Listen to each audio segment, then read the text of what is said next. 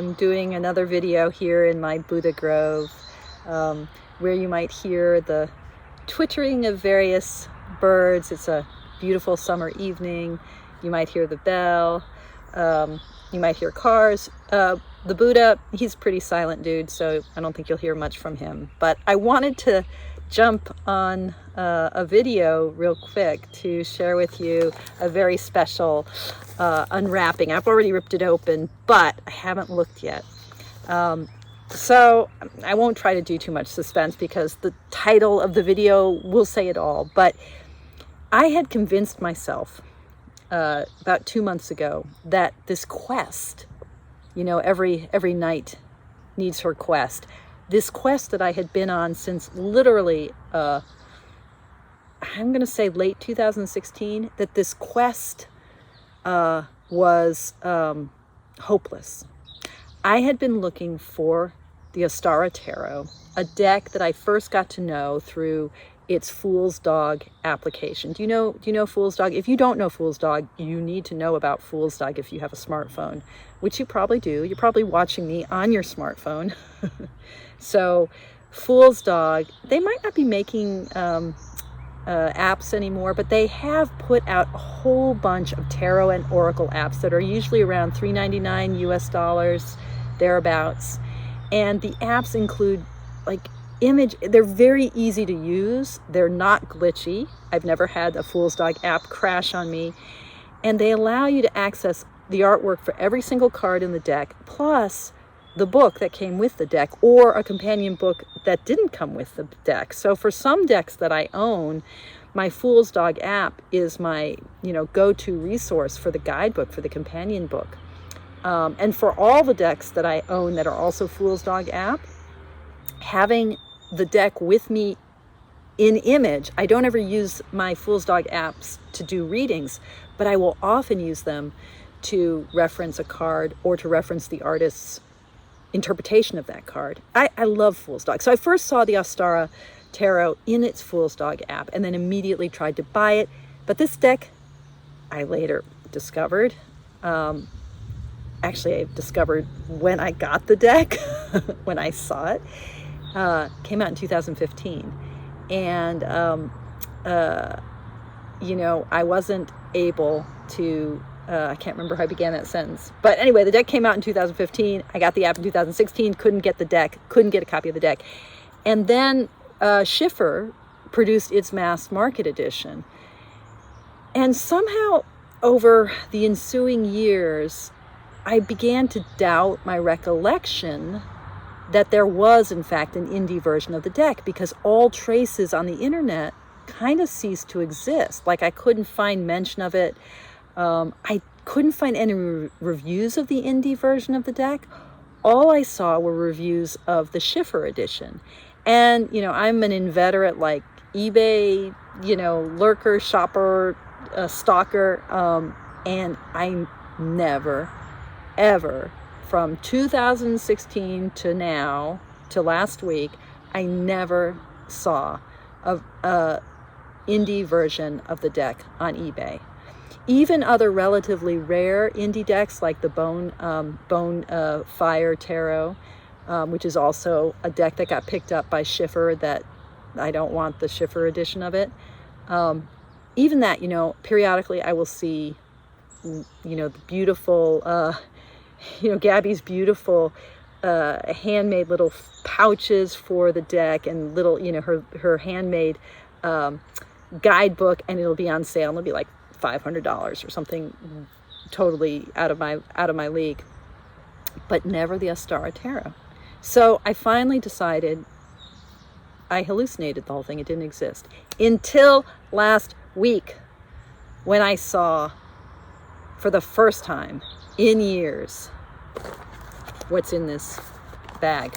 Now this deck, what is special about this deck, and I don't have the Schiffer edition. I briefly held, I got on a gift table at Reader's Studio, maybe, or maybe it was Northwest Tarot Symposium. I got an edition of the Schiffer, and the cardstock, it was glossy and thick and icky, and I just was like, I don't want this. I won't read with this. I don't need it.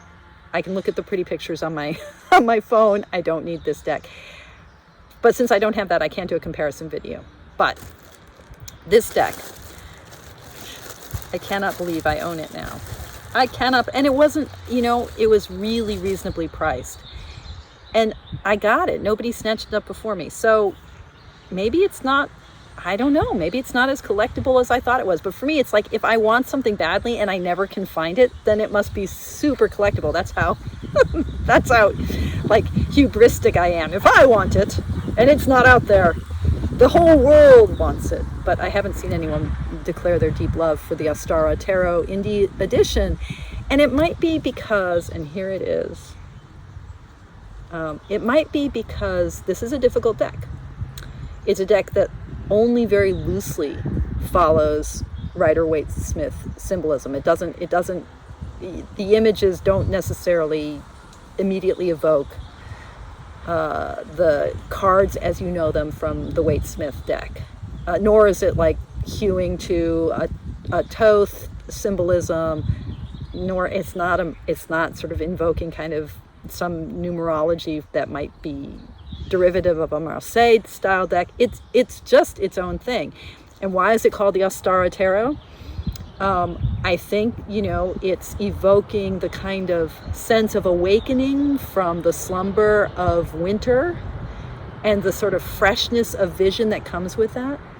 It's a deck that's a collaborative deck by these 4 Vancouver, BC artists, Molly Applejohn, Eden Cooke, Krista Gibbard, and Julia Iredale. And really, you know, there's a color palette it's a very springy, vernal-y color palette, I guess, although it has kind of an autumnal feel to me, the images do, at least as I know them through my Fool's Dog app. But it's not like, you know, the slow holler tarot where you have a collaborative deck that's really tied together with its very tight color palette. And it's not like a complete collaborative like 78 tarot, you know, all of their decks where it's like a different artist for each card.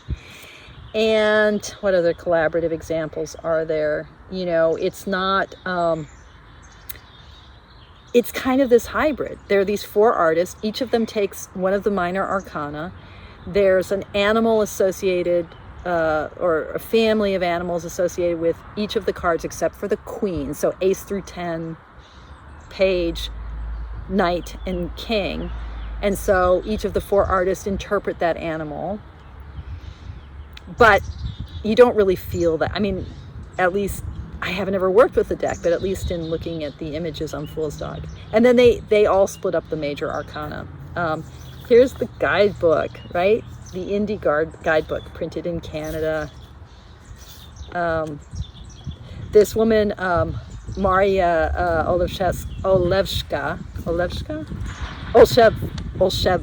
sorry, Maria Olszewska is the illustrator, the graphic artist, whose designs kind of also provide a unity. But you know, it's its own kind of collaborative deck.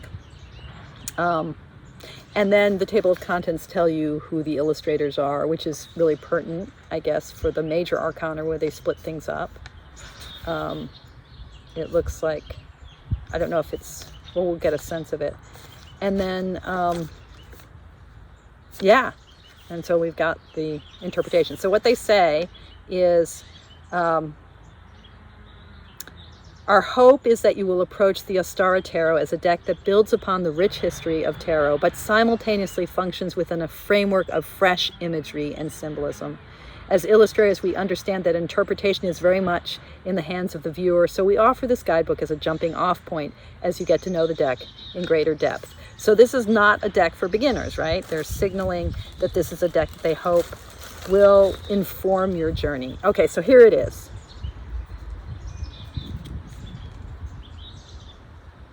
And this gives you a sense of the 4 different illustrators' voices.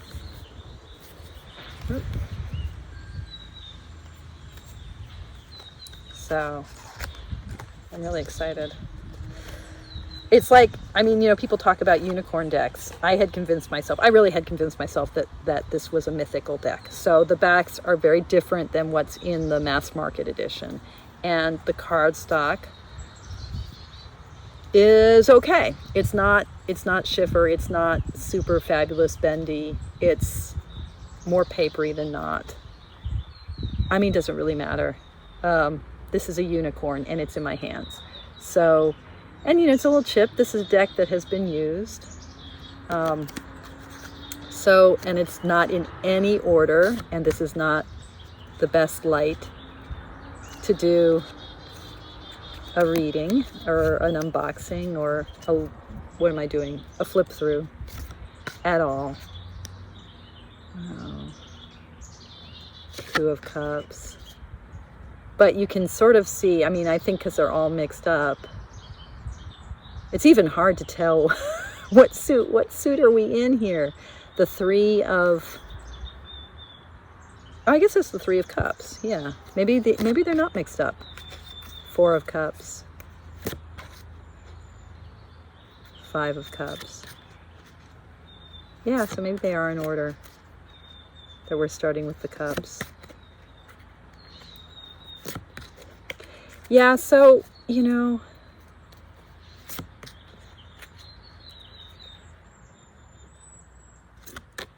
yeah. So the semi-glossy cardstock, right? But it's not, obviously doesn't have the gilding, which I super appreciate.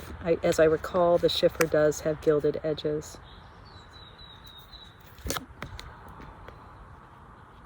Oh, there's the Queen of Cups. Yeah, I mean, you have to work these cards. They're not going to leap out at you. So there's the Ace of Pentacles.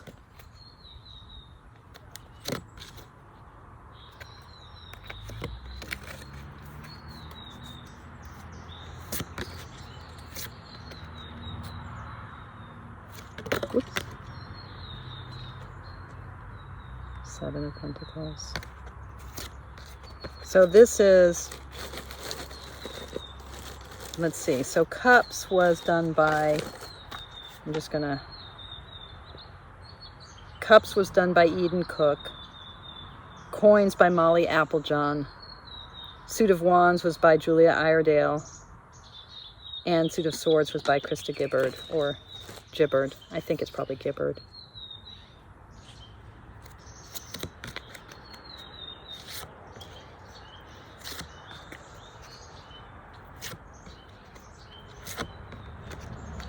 Wow. Okay. So we're in Swords. Oh, look at that Queen of Swords. And I think this is, you know, because this card, here we're in Wands, and I think this artist's image, this is Julia Iredale, is that right? I know I just read that. Yeah, I think Julia Iredale's images are the ones that I find the most powerful. But again, you know, it's like, what is the vision? I don't know. She has her High Priestess, I believe, is super deep. Oh, yeah. So,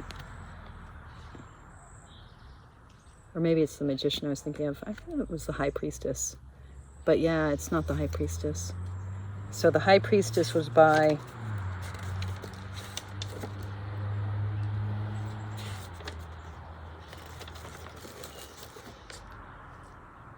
Krista Gibbard.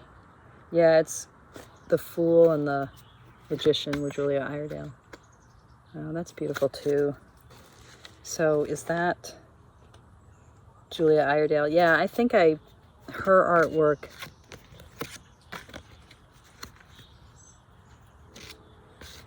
It's the Hierophant I was thinking of. Yeah. So, you know, it's not as jarring as it might be, but, you know, you've got the sort of like that Emperor and then the Chariot, and those are by Krista Gibbard.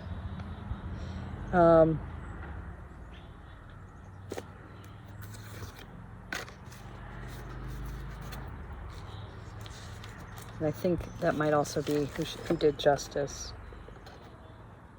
Yeah, so her more, I don't want to say realistic, but there's a kind of less fanciful version. And then, is that Eden Cooke? Might be. No, that's Molly Applejohn. So hers kind of remind me of a world like a Philip Pullman novel. I think that's Eden Cooke. Yeah, that's Eden Cooke's artwork, which has more of a graphic novel or sort of... so there's almost like... I think the key to reading with this deck is probably kind of communing. That's a really amazing... Again, you know, Julia Iredale. I think the key to communing with this deck is going to be about diving into the artistic styles of the four illustrators. So the Devil, yeah, that's Eden Cooke. And really getting to know their voice, and then using your understanding of their voice to inform how you read the various suits and the various energies of the suits. Oh, yeah, that's beautiful. I mean, I think that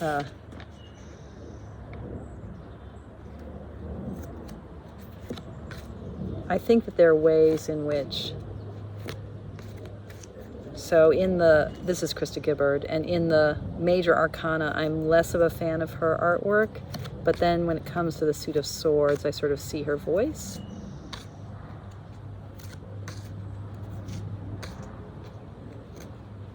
There we're, yeah. Beautiful. Oh, that's really beautiful.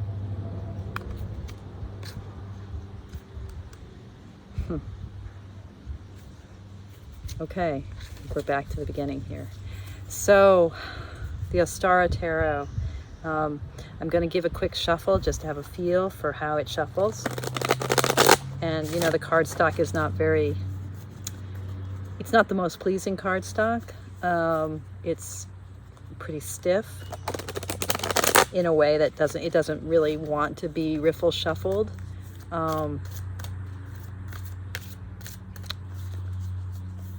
But here we are.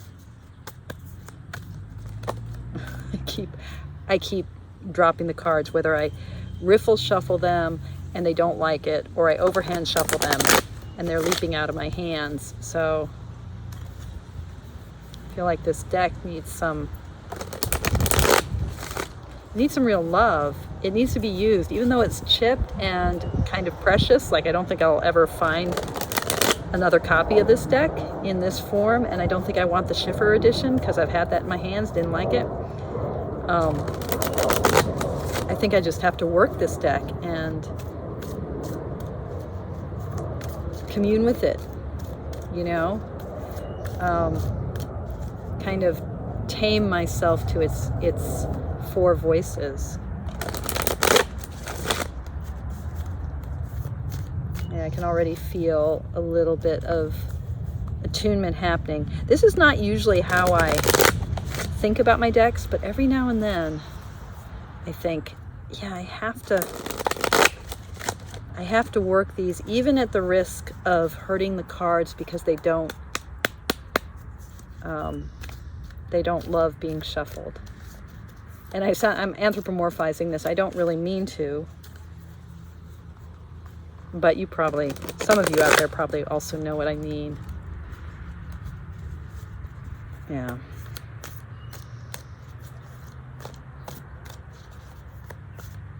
I'm not someone who cleans or charges decks. I have to say that. That's not my like habitual frame. I don't think about my decks in that way. I don't think of them as needing to have their energy purified or clarified. But I do feel like I need to have a relationship with them. And sometimes that's more challenging. Okay. So, just going to see what the deck gives me. Okay. Yeah. So the Nine of Swords. So let's see. Swords is, I keep forgetting this, yeah, it's Krista Gibbard. Nine of Swords.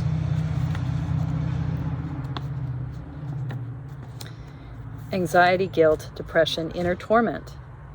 Hurrah!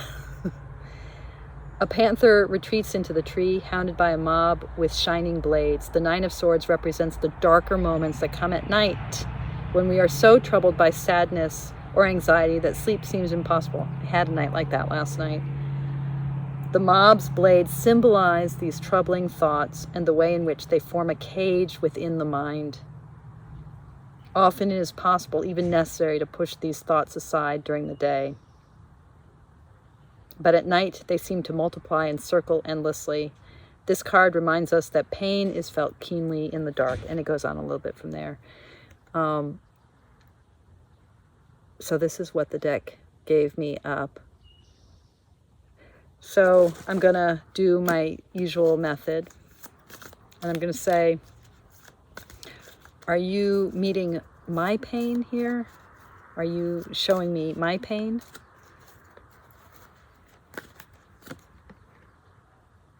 And she's giving me the Three of Pentacles. So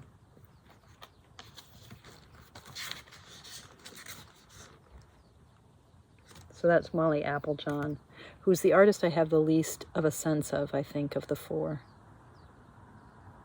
And so what does Molly Applejohn say about the Three of Coins or Pentacles?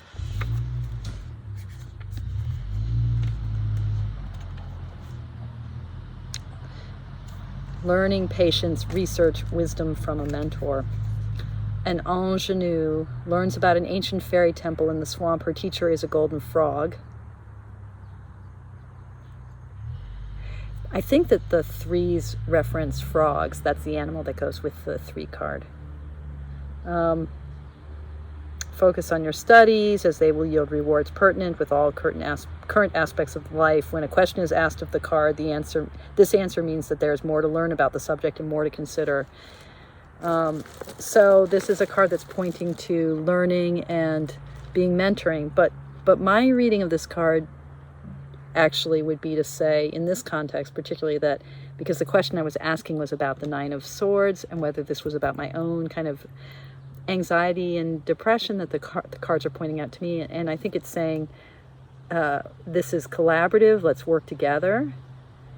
Let's work together on this.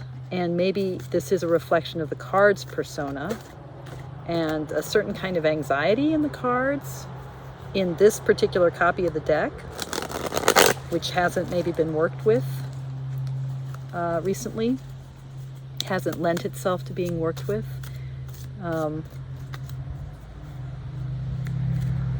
So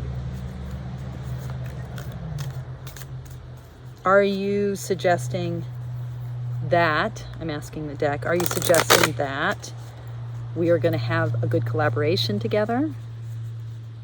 Is this about our collaboration? Is there some healing that needs to happen here in our collaboration? And I'm getting the 8 of coins, which I'm saying, yes. Yes, this is about working together. Maybe. I'm not feeling that drawn toward working with this. So how do I feel like I want to dive in? Because these cards are, I feel like they're pushing me away.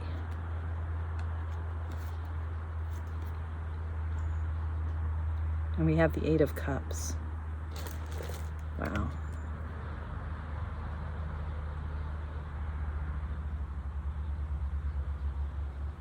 There's a loneliness here.